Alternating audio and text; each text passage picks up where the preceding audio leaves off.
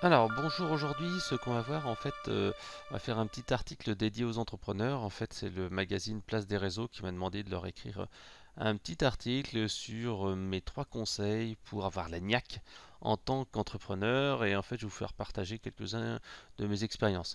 Alors on va voir en fait ensemble trois ingrédients indispensables pour que votre vie d'entrepreneur soit un délice. Alors c'est vraiment important parce que souvent quand on est créateur d'entreprise, on est un petit peu seul, on est un peu en difficulté, et je vais vous donner quelques pratiques qui vont vous permettre d'être un peu plus zen surtout. Alors tout d'abord, je dirais qu'il y a trois éléments, trois piliers qu'il faut vraiment garder en vue. La première en fait c'est distinguer les priorités, parce que le problème c'est quand on est tout seul, indépendant, on a beaucoup de choses à faire entre l'administratif, entre son business, entre les déplacements, les clients, tout à gérer, c'est vraiment extrêmement compliqué. Et moi, je le vois, des fois, je suis un petit peu débordé. Entre mon business perso et mon business pro, j'ai j'ai vraiment beaucoup de choses à faire. Et quand je vois que je dois passer encore ma compta le vendredi soir, etc., il faut avoir de la motivation. Et donc, justement, je vais vous expliquer là comment on va être motivé. Donc la première chose, ça sera distinguer les priorités, surveiller en fait son temps, comme c'était du lait sur le feu. Deuxième chose, c'est garder sa motivation au top. Et justement, je vous donnerai quelques techniques de motivation. Et en fait, enfin, c'est créer un business qui va vous servir et qui va vous aider, et non pas créer un business dont vous allez être l'esclave. Et ça, en fait, je vois certaines personnes qui sont comme ça. Ils ont créé un business. Je connais par exemple un monteur de vidéos. Il passe ses jours, ses nuits, il est en rush. Il prend quasiment pas de vacances parce qu'il se dit, de toute façon, si je pars des vacances, pas si je pars en vacances plutôt, il y a quelqu'un qui va me remplacer, etc. Et donc il est au taquet, il est tout le temps, il prend pas de vie pour lui, et c'est vraiment dur. Or en fait, il faut qu'il arrive soit à déléguer, soit tout simplement à mieux travailler ou à travailler à distance pour pouvoir gérer tous ces éléments-là. Parce que tout simplement, le fait de créer un business, c'est pas de devenir esclave de son business et de travailler en fait 24 heures sur 24. Voilà. Donc la première chose, et ce que je dis toujours, c'est le temps est souvent un des ennemis majeurs du freelance. Alors je dirais qu'il y a un défaut que j'ai pas noté là, mais qui est important, c'est essayer de vouloir tout faire soi-même. Parce qu'on veut parfois économiser un petit peu d'argent pour faire soi-même des plaquettes, des signatures, etc. Je vous donnerai un petit exemple. Moi, pas plus tard que aujourd'hui, là, je me suis amusé à faire des signatures d'email parce que je me suis dit, bof, une signature d'email, ça va être vite fait, hein, j'en ai pas pour long, il va falloir quelques minutes. Et finalement, là, je vais vous le montrer, cette signature d'email, elle m'a pris quasiment 2 heures ou 3 heures. Et je me suis dit, waouh, si j'avais su finalement cette signature d'email que vous voyez ici à l'écran, je l'aurais finalement fait faire par un freelance. Ça m'aurait coûté, allez, quelques dizaines d'euros, mais j'aurais gagné du temps. Vous voyez là cette signature qui est pas mal. Bon, elle est quand même assez sympa. Il y a un petit logo, etc. Finalement, ça m'a pris 2 bonnes heures largement. J'aurais peut-être dû plutôt penser à sous-traiter. Donc le temps est vraiment important. Il faut savoir déléguer, comme par exemple la comptabilité, dès que possible. C'est même quand on est e-commerçant, pareil, hein, il ne faut pas vouloir tout faire soi-même. Au bout d'un moment, la logistique, il faudra dire mais non, stop, j'arrête et je délègue à quelqu'un dont c'est le métier. Je me concentre sur mon cœur de business et ce qui va me rapporter vraiment de l'argent. Alors, il faut vraiment anticiper, préparer son temps. Comme je vous dis, c'est toujours dans cette thématique des ingrédients. C'est comme quand on prépare un repas pour des amis, on va essayer d'optimiser son temps pour que quand ils arrivent, tout soit prêt. Et bien, pour une entreprise, c'est la même chose. Il faut déjà se dire que 80% des résultats se font avec 20% du travail. Donc, avancer un maximum avant de jouer les perfectionnistes. Cette semaine, j'étais en train de dîner avec un de mes amis qui est informaticien, qui en même temps est passionné de jeux de rôle et de livres. Là, en fait, tout simplement, il est en train d'écrire des livres. Il a commencé par écrire un livre, ensuite, en même temps, il lance des nouvelles, en même temps, il veut lancer un jeu de plateau. Je dis, mais arrête de jouer les perfectionnistes, concentre-toi sur un projet, finis-le, et par exemple pour ton roman, et arrête de relire les 100 premières pages. Là, il n'arrête pas de relire les 100 premières pages, de faire lire à d'autres personnes. Je dis non, il faut avancer un maximum, surtout dans le domaine de l'écriture. Il faut surtout pas être piégé par le fait de relire le début début, de faire quelques pages et de relire encore. À chaque fois, en fait, c'est vraiment un énorme piège. Il faut avancer, avancer, avancer, écrire au kilomètre. Et une fois qu'on a avancé, tout simplement, là, ok, on revient en arrière, on vérifie la cohérence, etc. Ce qui est essentiel quand on fait ce genre d'exercice, comme lire un livre, ou écrire un livre plutôt, c'est tout simplement de préparer un plan détaillé. Quand on a un plan détaillé, on sait où on va et parfois il faut savoir s'arrêter et dire bah, je fais un tome 1, tome 2, un tome 3. Il ne faut surtout pas chercher la perfection absolue. Donc ça c'est vraiment quelque chose que je vois souvent chez les créateurs d'entreprise. Ils essayent d'avoir un produit qui est vraiment génial au départ, mais essayez déjà d'avoir un produit correct, montrez-le, présentez-le, confrontez-le à la réalité du terrain et ensuite vous pourrez le faire. Autre chose, quand vous recevez une demande, une action à faire, ça aussi c'est quelque chose qui est important, c'est la méthode Get Things Done, donc de David Allen. C'est tout simplement quand vous recevez un email, un message, etc. Soit vous pouvez traiter l'action en moins de 2 minutes et hop, vous le traitez immédiatement et vous jetez l'action. Soit en fait, si c'est quelque chose qui est plus long, par exemple quelque chose qui va durer 5-10 minutes, à ce moment-là, vous planifiez du temps à votre agenda. Moi, je prends mon agenda, je cale une plage de date pour le faire dans mon agenda avec X heures pour le faire et hop, comme ça c'est calé. Je peux mettre de côté ce message-là, je le mets en fait dans mon agenda, je copie-colle le cœur du message ou de l'email dans la tâche qui est planifiée dans mon agenda et là, hop, tout est planifié, c'est vraiment beaucoup plus simple. En revanche, oui, il y a une chose qu'il faut vraiment faire. Moi, je vois certaines personnes qui mettent toujours leurs notifications sur Outlook, qui ont Facebook qui donne des notifications sur leur téléphone, etc., etc. Non, il ne faut surtout pas faire ça parce que vous allez être dérangé. À chaque fois que vous regardez ce message-là et vous vous remettez après sur votre travail, vous perdez un petit peu de concentration, d'attention. Et pour peu que ça soit un message important ou un message d'un client, d'une urgence ou un truc comme ça, qu'est-ce qui va se passer? On va tout arrêter pour faire ça. Or, en fait, s'il y a une vraie urgence, les gens, qu'est-ce qu'ils vont faire? Ils vont décrocher le téléphone et ils vont vous appeler au téléphone. Donc, il ne faut surtout pas se laisser déborder par des micro-actions et par l'urgence. Parce que plus vous serez en fait réactif à répondre, plus les gens vont en abuser. Moi, je l'ai vu en entreprise. Au début, je répondais du tac au tac. J'avais cette alerte-là et hop, dès que les gens envoyaient un email, je répondais. Et en fait, au fur et à mesure, dès que les gens avaient un problème, peu importe que ce soit concerné par ceux que je gérais moi ou autre chose, hop, automatiquement, ils m'envoyaient un message parce qu'ils savaient que j'allais répondre, ils savaient que j'allais chercher la solution.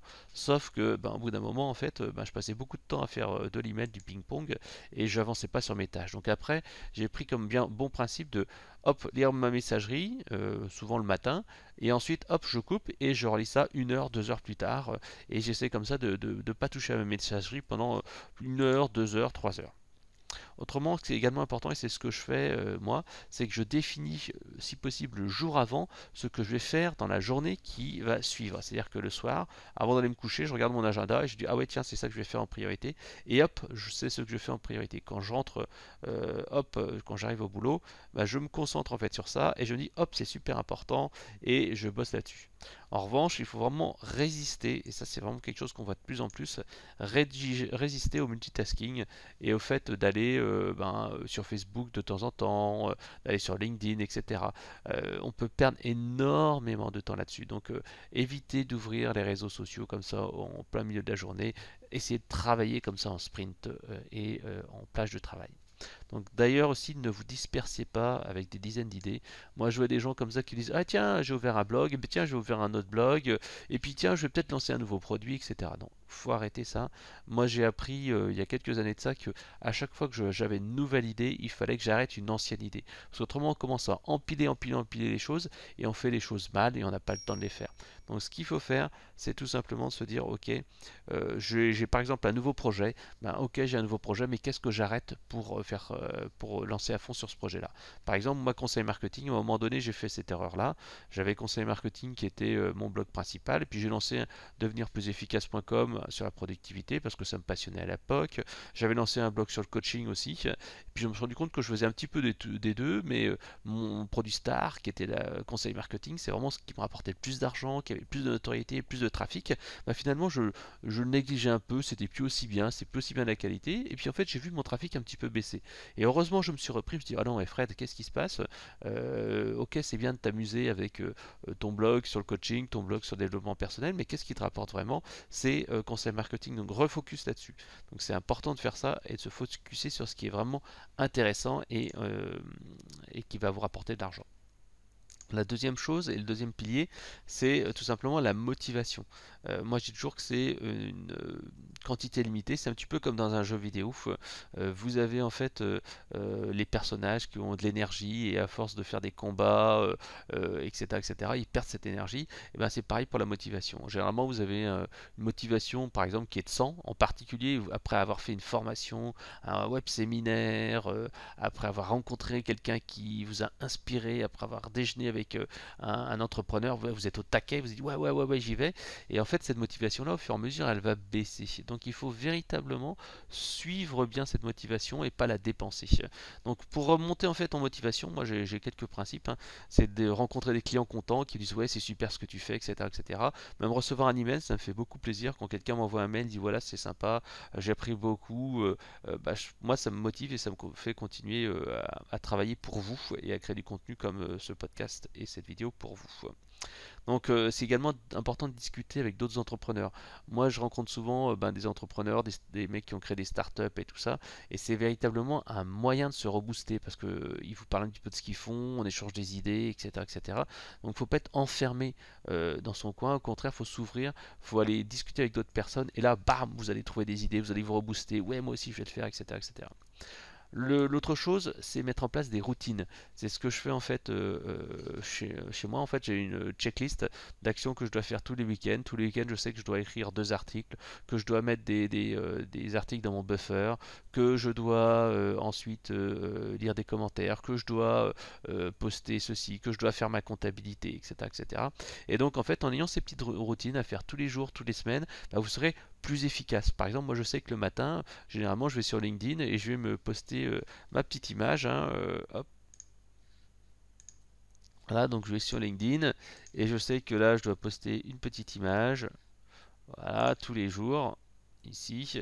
Donc, hop, le matin, qu'est-ce que je vais? Ben, je vais ici dans mon profil, je vais dans télécharger une photo et je mets une photo et je mets en fait une actualité. Et ça me permet d'avoir une petite habitude. Voilà, là c'était une pub, là c'était aujourd'hui. Vous voyez, numéro 5, là ici c'était numéro 4, là c'était numéro 3, avant c'était numéro 1. Donc vous voyez, tous les jours je me dis, bah tiens, aujourd'hui je vais poster une image ou je vais poster une publicité. Avoir en fait cette récurrence-là vous permet automatiquement d'avancer tout seul, de ne pas réfléchir, pas avoir à réfléchir et d'avancer, d'avancer, d'avancer et d'être vachement plus productif. Autrement, il y a quelque chose qui est important et que je faisais pas très bien à un moment donné, surtout depuis quelques temps, c'est en fait d'essayer de travailler lors des périodes de travail et me reposer lors des périodes de pause. En fait, à un moment donné, j'avais fait l'erreur de mettre en fait des petits reportages en fond d'écran, enfin en fond d'écran, sur la télé pendant que j'étais en train de travailler.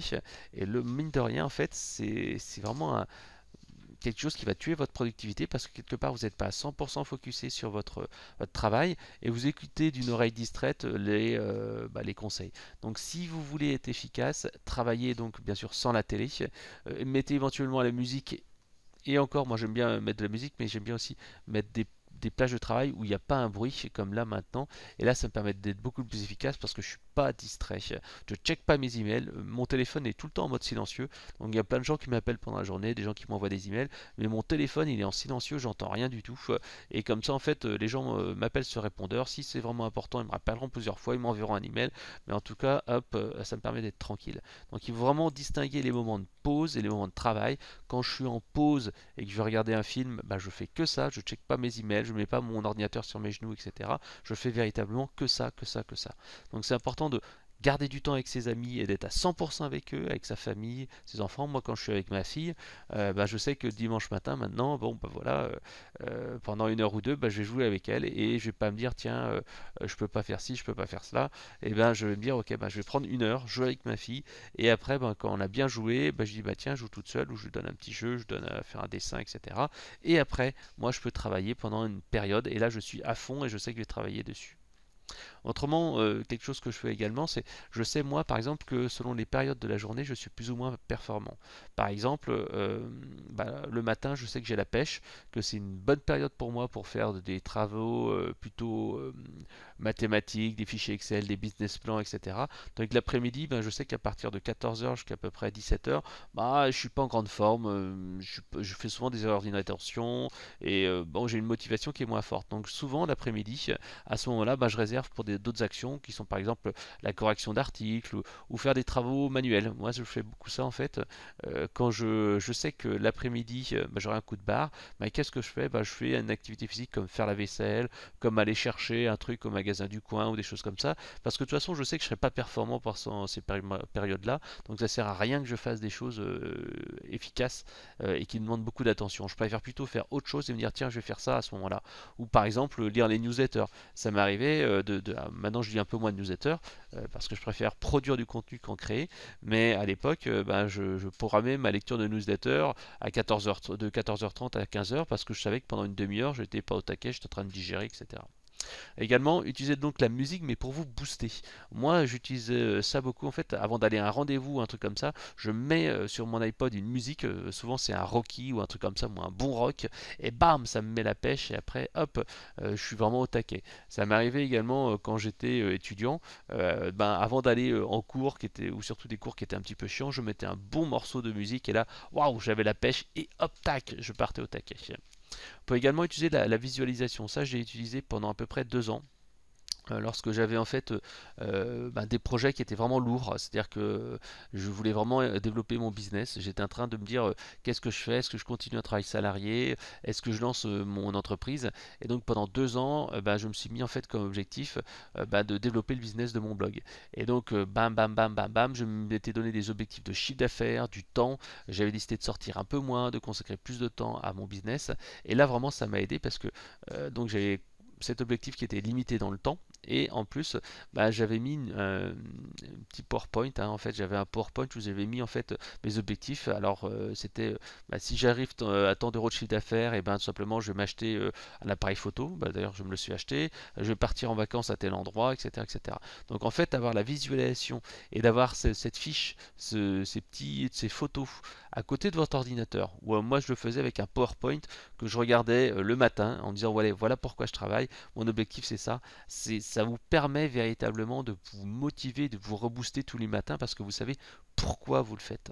Alors en complément aussi, à ce moment-là, j'avais aussi en même temps des besoins en fait aussi de me remotiver parce que parfois on a une petite baisse de motivation. Et ce que je faisais, c'est que je m'accordais généralement, allez, 10 minutes, un quart d'heure, une demi-heure, à regarder un petit peu des blagues et à regarder des films, des trucs humoristiques pendant une demi-heure, en rentrant en fait du boulot et pour travailler sur ce projet-là. Et hop, après avoir passé une demi-heure à me dire, bon allez, ça y est, je me suis bien amusé, allez hop, maintenant je travaille. Donc ça me permettait comme ça, hop, de me rebooster. Le troisième point qui est important, c'est d'avoir une bonne équilibre entre tout simplement la vie pro et perso. Je dis toujours qu'il faut vivre il faut que votre business vive pour vous et vous ne vivez pas pour votre business, vous ne soyez pas esclave de votre business, pire qu'un travail. Et il faut pour ça mettre une organisation qui va vous aider et vous servir. C'est-à-dire que par exemple, si vous lancez un nouveau projet, vous indiquez à votre famille, comme je l'avais indiqué, pendant 1 an, 2 ans, vous allez travailler à fond, mais ça va juste durer 1 an, 2 ans, et vous allez faire un bilan à 3 mois, 6 mois, 12 mois. Ça vous permet de dire, voilà, j'ai un horizon, je rassure tout le monde et je sais ce que je vais faire. Et c'est vraiment beaucoup plus efficace. Il y a un autre truc également que je fais régulièrement, c'est vérifier que tous les 4 heures, vous avez fait une action qui va générer un lead à court terme ou au pire à moyen terme. C'est-à-dire que si vous avez, vous êtes en train de travailler, je sais pas, sur votre comptabilité, vous avez bossé pendant 3 heures sur la compta ou 4 heures, là, ok, maintenant vous dites, ok, je vais générer maintenant quelque chose qui va faire du business, j'envoie un email à des clients ou je me fais un tweet sur un livre blanc ou alors je vais appeler un prospect, etc., etc. Donc tous les 4 heures minimum, il faut que vous fassiez une action qui va générer des ventes à court terme ou au pire à moyen terme, par exemple si je vais créer un produit, lancer un nouveau produit, etc. Un autre point également, c'est ici ne pas avoir de scrupules à vendre un produit cher. Ça, c'est souvent ce qu'on retrouve en fait chez les entrepreneurs. Ils essayent de lancer un produit et ils se disent mais non, mais comme je lance, il faut que le produit soit le moins cher possible parce qu'il y a d'autres qui existent, parce que je me lance, etc. etc. Or, c'est faux parce que c'est beaucoup plus facile de vendre un produit cher que plein de produits à pas cher. Donc, généralement, moi je dis il vaut mieux vendre un produit à 1000 euros que 10 produits à 100 euros ou que 1000 produits à 1 euro parce que de toute façon, ça sera compliqué. Il faudra convaincre les gens clients et c'est pas facile de les atteindre. Donc il vaut mieux se dire ok, je vais essayer de faire peu de chiffre d'affaires mais j'essaie de faire de la valeur. Et quelque part ça vous permettra de bien vous valoriser et d'améliorer votre proposition de valeur. Apporter plus à vos clients, plus de services, plus d'expertise, plus quelque chose qui est vraiment pointu et précis que d'essayer d'avoir quelque chose de générique. Voilà, donc ça fera 19 minutes et 40 secondes qu'on est ensemble. Ce que je voulais vous dire en fait, c'est que pour réussir son projet de création d'entreprise, sa vie d'entrepreneur, il faut tout simplement faire une optimisation de son temps, il faut garder la motivation et il faut aussi penser à soi. Donc c'est vraiment important de penser à tout cela pour que votre business soit véritablement quelque chose qui vous fasse vivre, qui vous motive et que ce ne soit pas quelque chose en fait qui soit une contrainte. Moi, quand je m'occupe de mon blog, en fait, je ne sens pas ça comme un boulot.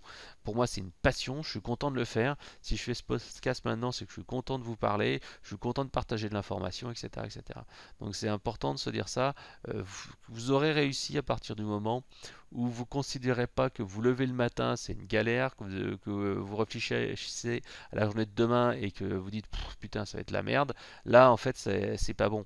Si, il faut véritablement se dire ok, je vais me lancer, je fais les choses, je crée quelque chose. Mais il ne faut pas non plus que vous soyez esclave, ça c'est important parce que ça peut devenir vite un danger. Il faut que ce soit quelque chose qui vous serve et qui soit là pour développer votre business. Et pour cela, j'ai donné quelques astuces, mais des choses qui sont importantes à savoir, c'est que vous devez en fait essayer d'optimiser les choses, essayer de perdre moins de temps avec par exemple des process comme j'en parlais tout à l'heure de la compta, au lieu de perdre 3 heures par semaine à faire de la compta, sous-traitez-le et passez ces 3 heures là plutôt à soit à faire du sport si vous avez besoin de vous motiver et garder la forme, soit à faire du business development. Le but en fait c'est véritablement de se concentrer sur ce qu'on veut faire et apporter de la maximum de valeur ajoutée, savoir sous-traiter quand c'est nécessaire, savoir garder au contraire quand c'est vraiment de la valeur ajoutée et des informations qui vont vraiment aider les gens. Voilà, donc à vous de jouer maintenant et à bientôt.